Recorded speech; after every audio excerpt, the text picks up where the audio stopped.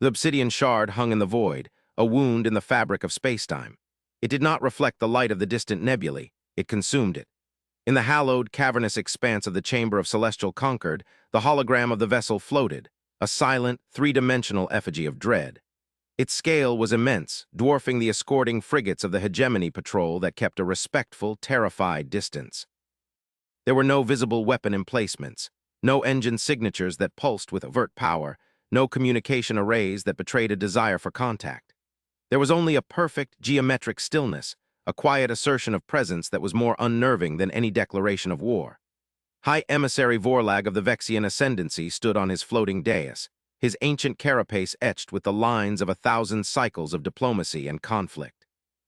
His multifaceted eyes, usually calm and discerning, were fixed on the phantom ship, a darkness that seemed to pull at the very light within the chamber.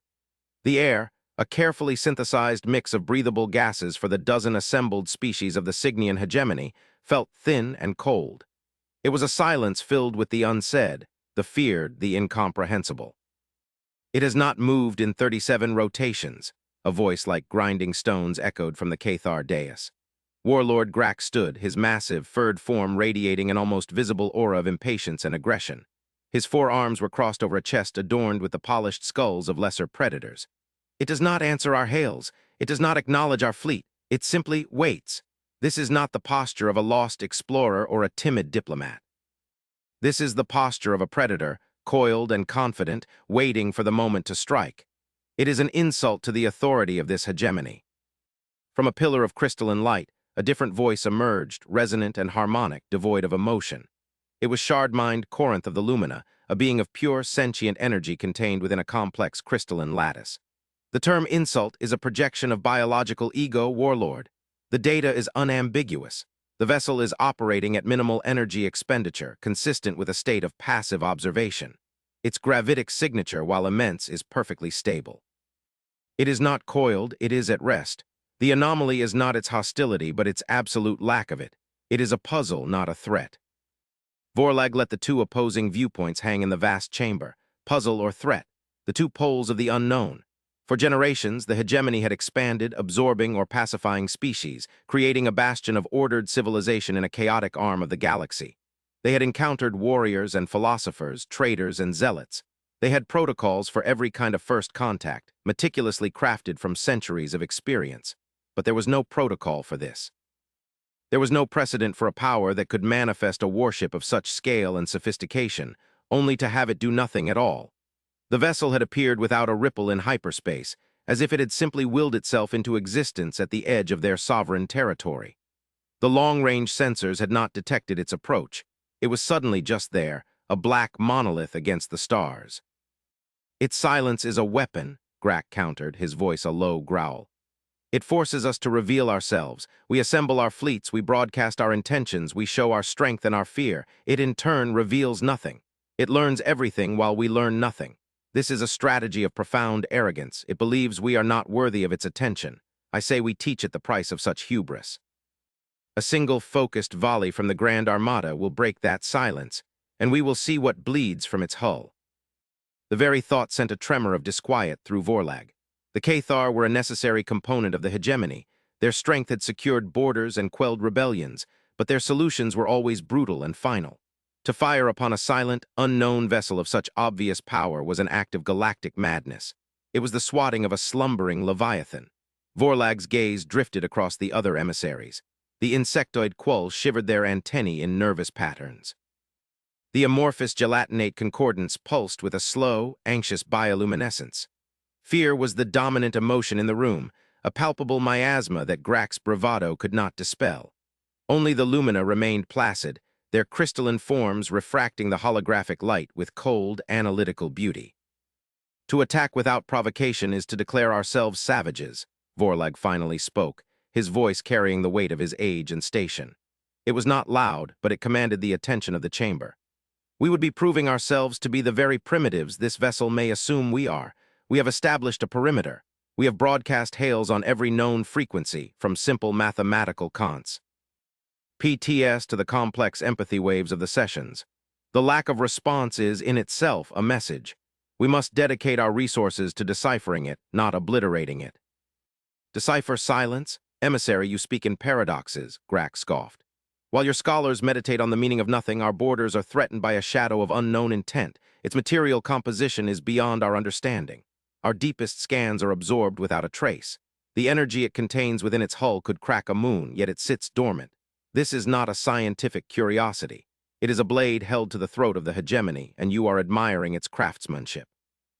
The warlord's words struck a chord of fear that resonated with many in the chamber. The unknown was a vacuum, and into that vacuum every species poured its own deepest anxieties. For the Cathar, it was a challenge to their dominance. For the Vexians, a disruption to their cherished order. For the lesser species, it was the specter of annihilation. The ship had become a mirror, reflecting the soul of the hegemony back at itself. Vorlag felt the pressure of his position, the immense responsibility of navigating this unprecedented crisis. He had overseen the integration of a dozen worlds, negotiated peace treaties that had held for centuries, and guided his people through famine and stellar phenomena. Yet, he felt like a fledgling staring into the eyes of a creature beyond its comprehension. Shardmined Corinth's pillar of light pulsed gently. A correction, warlord, we are not learning nothing. The vessel's absolute lack of emissions is a technological feat we cannot replicate. Its gravitic field is not a mere byproduct of its mass. It is actively manipulated with a precision that suggests a fundamental mastery of spacetime. The material of its hull does not absorb energy. It appears to phase shift it into a dimension our sensors cannot penetrate. We are learning that we are profoundly, fundamentally outmatched in matters of pure science. This fact should inspire caution, not aggression. This quiet, factual statement was more chilling than Grax's furious rhetoric. The hegemony, for all its might, was facing a technological superior. The Grand Armada, the pride of their combined strength, a fleet of warships that had brought star systems to their knees, was arrayed before a silent monolith that operated on principles of physics they had not yet discovered. The thought was humbling and terrifying. The chamber fell silent again, the only sound the low hum of the anti-gravity daises and the faint, almost subliminal thrum of the station's life support. The hologram of the black ship turned slowly, revealing no new features, no weaknesses, only the same impenetrable, silent geometry. It was perfect, featureless, and utterly alien. Vorlag turned his gaze to the large star chart projected behind the central dais. The ship was positioned at the edge of the Seraphim Veil, a dense nebula that marked the formal border of hegemony space. Beyond it lay the uncharted territories, the so-called Whispering Void, a region from which no explorer had ever returned. It was from this void that the vessel had come. He felt a deep, instinctual coldness. The hegemony had always looked inward, consolidating its power, perfecting its society. They had viewed the void beyond their borders as an irrelevance, an emptiness to be charted in some distant future. Now, the void had looked back. "We have a name," Vorlag said, his voice quiet. He gestured, and a stream of runic Vexian text appeared beside the hologram. "Our deep-range linguistic analysts, working with fragments of data recovered from a derelict probe found near this sector millennia ago, have managed to translate a single recurring glyph associated with this design. It is a word from a language so ancient it predates the formation of our conquered. The word is human." The name hung in the air, alien and toneless. Human. It meant nothing to them. A species without history, without context. A ghost from a forgotten epoch, now manifest in a vessel of impossible power at their doorstep. Human, Grax spat the word as if it were poison. A name is meaningless. A foe is a foe, no matter what it calls itself. I will not stand by while this, human, mocks us with its silence. I am mobilizing the Cathar war clans. With or without the conquered's blessing, we will demand an answer. If none is given, we will provide one in fire and steel. Vorlag's mandibles tightened. A unilateral action by the Cathar would shatter the hegemony's unified front. It would be an act of chaotic aggression that could doom them all. He had to prevent it, but his own options were dwindling. The path of diplomacy was met with silence. The path of observation was breeding fear and dissent. The path of war was suicide. He felt trapped, a leader without a viable strategy. His gaze fell once more upon the silent ship. What were they thinking? What kind of civil is that? Ion built such a machine. What was their purpose? Were they explorers, conquerors, or something far, far stranger? The ship offered no clues, its black hull a perfect repository for the hegemony's growing dread. It was a question mark forged from dark matter and silence, and Vorlag feared that the answer, when it finally came, would shatter their reality forever. He had to buy more time. "Warlord, you will stand down," Vorlag commanded, his voice now ringing with the full authority of his office. The hegemony fleet will hold its position. We will make one final attempt at communication. Not a hail, not a demand. A different offering. We will transmit something that no sentient mind can ignore. We will transmit the prime harmonic. A murmur went through the chamber. The prime harmonic was not a message. It was a piece of pure mathematics converted into a complex, resonant frequency. It was the physical expression of the universal constants, a song of the universe itself. It was considered sacred by the Lumina, a thing of profound beauty and truth. To broadcast, it was to offer a piece of their collective soul, to show that they were not just creatures of instinct and power, but of intellect and wonder. It was a gesture of ultimate respect, a final, desperate appeal to a shared universal consciousness. Grax sneered, but he did not object. The gesture was too steeped in the hegemony's founding principles for him to openly defy. He gave a curt, resentful nod, and his dais receded slightly, a silent concession. Vorlag felt a small measure of relief, but it was fleeting. He looked at the ship, the human vessel, and in his heart he made a silent plea. Hear this, see us for what we are, and let your response be one of reason, not of wrath. The order was given. Across the star-flecked darkness, the lead Vexian cruiser reconfigured its communication array. A silent command was issued, and from its spire a wave of pure, ordered energy began to emanate. It was not a sound, but a vibration in the very fabric of space, a complex and beautiful melody of logic and existence, sent out into the void toward the silent, waiting darkness. The prime harmonic washed over the human vessel, a wave of intricate mathematical beauty that resonated with the very structure of the cosmos. Inside the chamber of Concord, the assembled emissaries waited, a collective held breath stretching into an agonizing eternity. For a long moment, there was nothing. The ship remained as it was, a black hole in the shape of a blade, absorbing the hegemony's most profound gesture of intelligence without reaction. Warlord Grax's fur began to bristle, a low growl forming in his chest. The gesture had failed. Their offering of soul had been met with the same contemptuous silence. Vorlag felt a cold despair beginning to crystallize in his thoughts. They had exhausted all peaceful options. Grax would have his war, and the hegemony might well be extinguished in the fires of its own fearful pride. Then something changed. It was not a grand or sudden event. It was subtle, almost imperceptible. A single point of soft, white light ignited on the forward section of the human ship. It was not the harsh glare of a weapon charging, nor the bright pulse of an engine firing. It was a gentle, steady light, a beacon in the oppressive darkness of the hull. A new signature appeared on the hegemony's sensor arrays, one they had not seen before. It was not an energy reading, nor a gravitic flux. It was a communications signal, but of a type so refined, so elegant, it made their own technology seem crude and barbaric. It was a narrow, focused beam of modulated neutrinos, carrying a staggering density of information without any excess radiation. It was aimed directly at the hegemony flagship. "We have a response," Shardmind Corinth's voice chimed, the crystalline tones vibrating with something that in a biological creature might have been called excitement. "They are bypassing our public broadcast frequencies. They are requesting a direct, secure link to the command authority of this assembly. They are speaking." The tension in the chamber did not dissipate, it transformed. The fear of the unknown was replaced by the fear of the known. The long-awaited answer was at hand. Vorlag's hearts hammered against the inside of his carapace. He gave a slow, deliberate nod. "Open the channel, project it here, let the Conquered hear what the humans have to say." The central holoprojector flickered, the image of the black ship shrinking to one side. In its place, a new image began to resolve. There was no static, no distortion. The picture was perfectly clear, as if a window had been opened directly into the bridge of the human vessel. The emissaries leaned forward, their senses straining to absorb every detail. The space they saw was not a war room. It was not filled with grim-faced soldiers or frantic technicians. It was calm, quiet, and sparsely decorated. The walls were a soft matte gray, and the lighting was indirect and warm. There were no flashing consoles or blaring alarms. There was only a single figure standing before what appeared to be a transparent pane of material that looked out onto the assembled hegemony fleet. The figure was bipedal, slender, and surprisingly gracile. It wore no armor, no intimidating uniform of rank.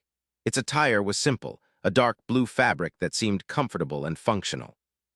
Its face was pale, with a small mouth, a prominent nose, and two forward-facing eyes that seemed to hold a universe of calm intelligence. A cascade of dark hair was tied back from its features. It was a female of its species.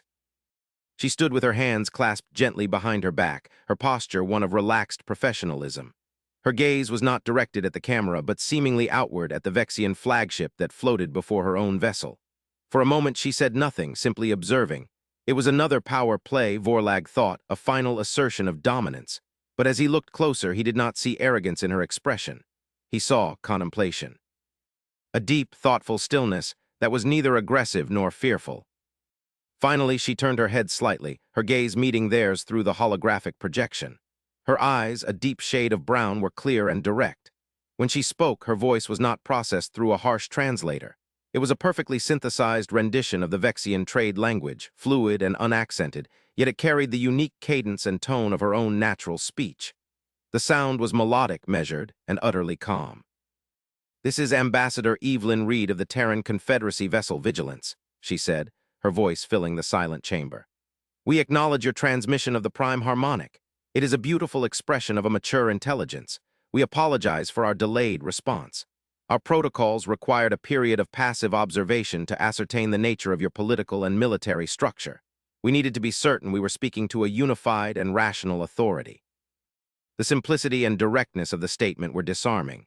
There was no threat, no boasting, no ultimatum, just a calm, logical explanation. Grack let out a snort of disbelief. "You observed us. You trespassed in our sovereign space, triggered our defense network, and brought the hegemony to the brink of war, all to observe us. Your arrogance is boundless."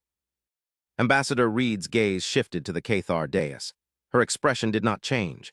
There was no fear, no anger, no defensiveness. "Warlord Grack," she said, her tone even. She knew his name. They had indeed been observing. "We understand your perspective. From your point of view, our actions could be interpreted as hostile. However, our primary mission directive is the preservation of cosmic stability. That directive supersedes territorial protocols of nascent interstellar powers." Our silence was not a sign of contempt, but a measure of caution. A loud, aggressive first contact often precipitates a loud, aggressive response. We sought to avoid that. "Nascent," Grack roared, his pride wounded. "The hegemony has ruled this sector for 5,000 of your years. We are not children to be lectured on stability." "By cosmic standards, 5,000 years is the blink of an eye," Reed replied, her calm unshaken. "Your civilization is young, vibrant, and on the cusp of a great transition. It is at this precise stage of development that the greatest mistakes are often made, mistakes that can have irreversible consequences." Vorlag felt a shift in the chamber's atmosphere. This was not a negotiation for territory or a prelude to invasion. This was something else entirely. It was a conversation between two vastly different scales of existence. The hegemony, which had always seen itself as the pinnacle of civilization in this galactic arm, was being addressed as a promising but potentially reckless adolescent. "What is the purpose of your vessel, Ambassador?" Vorlag asked, his voice steady, cutting through Grack's simmering rage. "Why are you here? What is this mission directive you speak of?" Evelyn Reed's eyes met Vorlag's through the projection. There was a profound gravity in her gaze now, a seriousness that seemed to age her features. "Our purpose is to watch, to listen, and when necessary, to intervene. Our vessel, the Vigilance, is what we classify as a Warden-class ship. We are here because you, the Cygnian hegemony, are about to make such a mistake. You are on the verge of broadcasting a high-energy, wide-spectrum signal from your new deep space array at Cygnus X1. You intend to announce your presence to the galaxy." The statement landed with the force of a physical blow. It was true. The project was the hegemony's crowning achievement, a massive transmitter array designed to send a message of peace and existence to whatever lay in the vast darkness between the stars. It was to be a moment of triumphant emergence onto the galactic stage. And it was a secret, known only to the highest levels of the Hegemony Council. How could you know of that?" The Quell emissary chirped, its antennae vibrating with shock.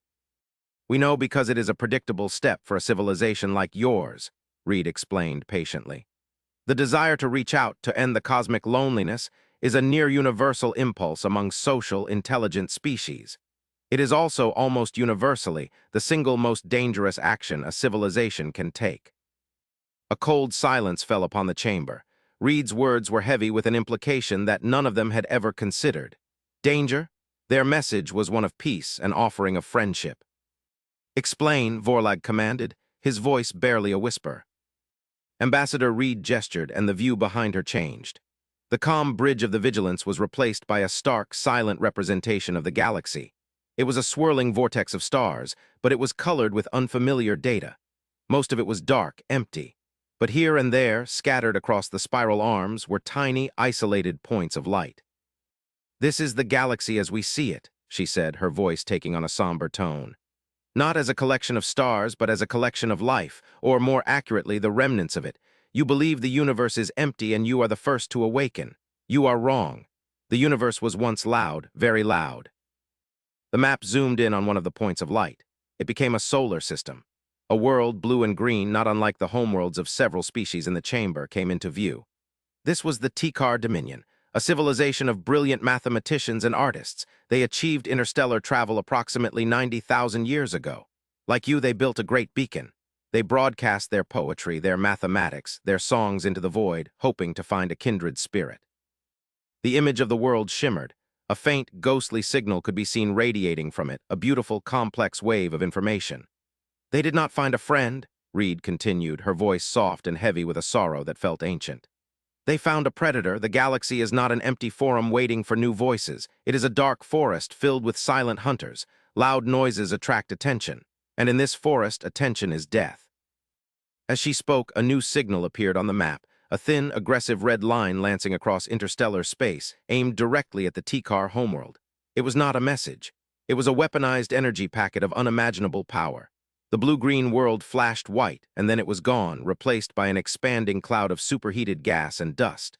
The emissaries in the chamber recoiled. The gelatinate concordance turned a sickly pale color. Grack himself was silent, his aggressive posture deflated, replaced by one of stunned horror. "The Hunter was not a civilization in the way you would understand it," Reed explained, the galactic map returning to its wider view. "It was something else. An automated, self-replicating weapon system from a war that ended eons before life on your worlds had even crawled from the oceans. A berserker. It drifts silently, listening. When it hears a signal from a nascent technological society, it sterilizes the source. Its purpose is to eliminate all potential competition before it can arise. There are many such hunters in the forest. Some are biological, some are machine, all are patient." The screen shifted, showing another world, a gas giant with beautiful crystalline life forms in its clouds, being consumed by a swarm of nano-machines. It showed another, a desert planet inhabited by silicon-based life, being shattered by a relativistic kinetic strike. Each time the sequence was the same, a hopeful broadcast, followed by a swift, merciless, and absolute annihilation. "This is the great filter," Reed said, her voice now filled with an immense, weary sadness. "It is not a technological hurdle or a social challenge. It is the silence of the galaxy itself. The only civilizations that survive are the ones that learn to stay quiet, the ones that understand that the universe is not a cradle but a hunting ground." Vorlag stared at the screen at the ghosts of dead civilizations, and he finally understood. He understood the silent black ship. He understood the lack of communication. He understood the patient waiting. Humanity was not a conqueror. It was not a threat. It was a survivor. A species that had somehow passed through the great filter, had looked into the terrible truth of the cosmos, and had not been broken by it. "And you, humanity?" he asked, his voice trembling slightly. "How did you survive?"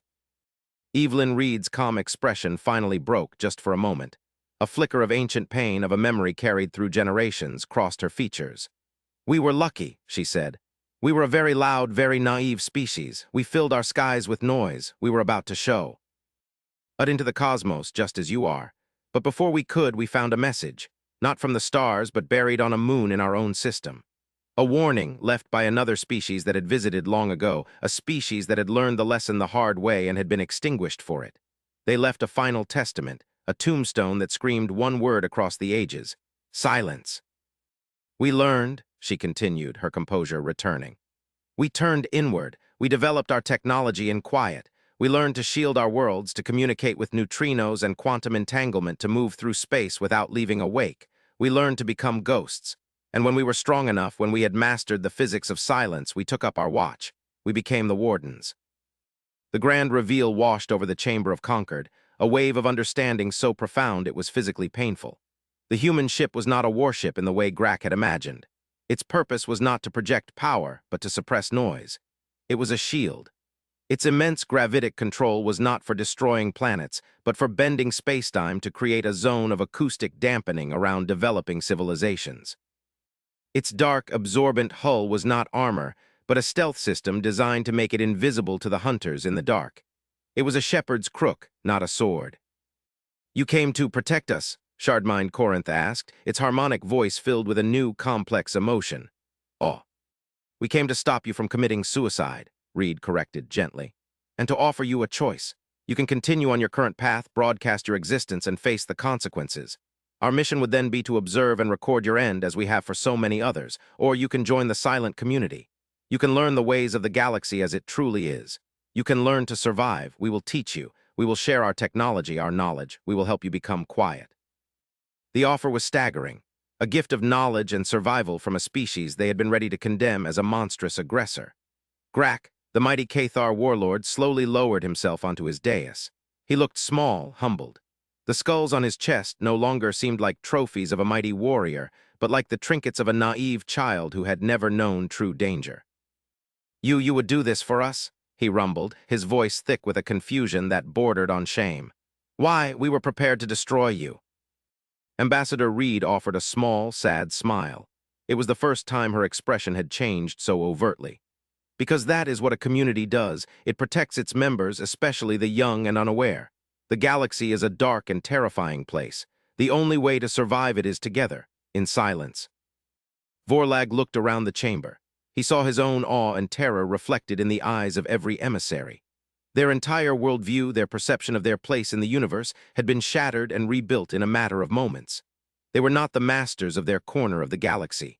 They were hatchlings, chirping loudly in a nest, unaware of the hawks circling in the sky above. And humanity, the silent, mysterious stranger, had arrived not to devour them, but to gently place a hand over their mouths and whisper, "Hush! The predators will hear you." He thought of the title human. It no longer sounded alien or threatening. It sounded responsible. It sounded ancient. The weight of their choice was immense, but the path was clear. To refuse was to choose oblivion. To accept was to enter a new reality, a scarier but truer one. It was the end of their innocence, but it was also the beginning of their wisdom. "Ambassador Reed," Vorlag said, his voice ringing with a newfound clarity and purpose. "On behalf of the Cygnian hegemony, we accept your offer. We will be silent. We wish to learn." The small, sad smile on Evelyn Reed's face warmed into something genuine, a look of profound relief and welcome. "We are glad," she said simply. "Our work is often a lonely vigil. It is good to have a new voice join the quiet chorus. Welcome, Cygnian hegemony. Welcome to the great silence." The connection closed, leaving the emissaries in the chamber with the lingering image of the human ambassador and the terrible, beautiful truth she had revealed. A new era had begun. An era of caution, of stealth, of a shared secret knowledge. They were no longer alone in the universe, but their new companions were not the joyous friends they had hoped for. They were fellow survivors, huddled together for warmth in an ancient, cosmic night, bound by a covenant of silence. In the cycles that followed, the hegemony underwent a transformation so fundamental it was as if their civilization had been reborn. The Grand Armada, once a symbol of overt power, was retrofitted with human stealth technology, its ships coated in the same light-absorbing material as the Vigilance. Their communications shifted from wideband D-radio to focused, quantum-entangled relays. The great beacon at Cygnus X1, once a project of hope, was carefully dismantled, its components repurposed for a deep space sensor net designed not to transmit, but to listen for the hunters. Humanity, true to its word, shared its knowledge freely. They were patient teachers, their logic unassailable, their ethics profound. They did not seek to rule or to command, they sought only to guide. They were not masters, but mentors. The hegemony learned of galactic history, of the rise and fall of countless species, of the different kinds of predators that roamed the void. They learned that the berserker machines were only one type of threat. There were mimetic viruses that traveled on light waves, infovores that consumed entire planetary consciousnesses, and creatures of pure energy that fed on the output of dying stars. The universe was far more complex and dangerous than their worst nightmares. Vorlag and Evelyn Reed developed a deep, professional respect for one another. They spoke often, their conversations ranging from the technical aspects of gravitic shielding to the philosophical implications of their shared existence. Vorlag learned that humanity was an old species, far older than they had first appeared. They had spent millennia in their self-imposed isolation, honing their science, art, and philosophy in the quiet of their shielded home system. They were a civilization of profound introverts, forced by circumstance into the role of galactic guardians. There was a deep melancholy to them, a species-wide sorrow for the countless civilizations they had been unable to save, whose final, fading screams they had recorded in their vast archives. They were the custodians of a galactic graveyard. During one of their discussions, Vorlag posed a question that had long troubled him. "Ambassador," he began, his image projected onto the bridge of the Vigilance. "Your logic is flawless, your mission necessary, but it is a mission of endings. You prevent the end of civilizations like mine, but you do so by archiving the ends of others. Is there no hope, no future beyond hiding in the dark forever?" Evelyn Reed was silent for a long time, her gaze fixed on the star chart that now included the safe, silent territory of the hegemony. "That is a question our philosophers have debated for eons, emissary," she said finally. "Is survival for its own sake enough? We hope that it is not the final answer. We believe this is a phase, an age of hiding, of gathering strength and knowledge. We are waiting, we are listening, not just for threats, but for something else. A sign that the forest is changing." This was a new thought. Vorlag had assumed the mission was static, eternal. A sign? What kind of sign? "We do not know," Reed admitted. "Perhaps a signal from a civilization so advanced it has no need to fear the hunters. Perhaps a change in the background radiation of the universe itself. Or perhaps something else entirely, something ancient." It was on that cryptic note that the next great shift occurred. Shardmined Corinth, whose lumina had taken to the new science of silent listening with unparalleled aptitude, requested an emergency session of the Conquered, with Ambassador Reed invited to attend. When the chamber was assembled, Corinth's crystalline form pulsed with an agitated, high-frequency light. "We have detected an anomaly," Corinth's voice chimed, the harmonic tones sharp with urgency. "During a deep-spectrum analysis of a seemingly empty sector within your own hegemony space, we discovered a signal. It is not a broadcast. It is an echo, faint, incredibly ancient and looping." Reed's calm demeanor sharpened instantly. "Is it biological, technological? Is it a precursor to a broadcast?" "It is neither," Corinth replied. "The signal's structure is not a language. It is a resonance key. It is designed to interact with a specific, complex gravitic signature. By cross-referencing its frequency with stellar cartography archives dating back millions of years, we have determined its source. It is not coming from a planet. It is coming from the accretion disk of a black hole." A wave of confusion filled the chamber. A signal from a black hole was impossible. "It is not impossible if the source is shielded from the singularity by a stable artificial wormhole," Reed said, her mind working with breathtaking speed. "A transdimensional beacon. Is it still active?" "It is," Corinth confirmed. "But that is not the primary anomaly. The signal has been looping unheard for at least 2 million years, but 53 of your cycles ago something changed. The echo stopped looping. It was answered." The chamber fell into a profound silence. Vorlag felt a cold dread that dwarfed what he had felt when he first saw the Vigilance. The hunters were one thing. This was something else. This was a secret conversation that had been taking place in their own backyard for eons. "Answered by whom?" Grack asked, his voice a low, fearful rumble. "We do not know," Corinth admitted. "The answering signal did not originate from within our galaxy. Its vector is extragalactic." Evelyn Reed's face was pale. She turned to her own console, her fingers flying across its surface. The main holographic display in the Chamber of Concord, now linked to the Vigilance's superior systems, flickered and changed. It no longer showed their galaxy. It showed a map of the local group of galaxies. A single, impossibly long line was drawn from a distant dwarf galaxy, trillions of kilometers away, aimed directly at the black hole in hegemony space. "The answering signal, we have it," Reed whispered, her voice tight with a tension Vorlag had never heard from her before. "We have been monitoring it, but we couldn't decipher its origin or its meaning. We classified it as a background anomaly. We were wrong." She amplified the signal, translating it not into sound, but into a visual, geometric language based on universal constants.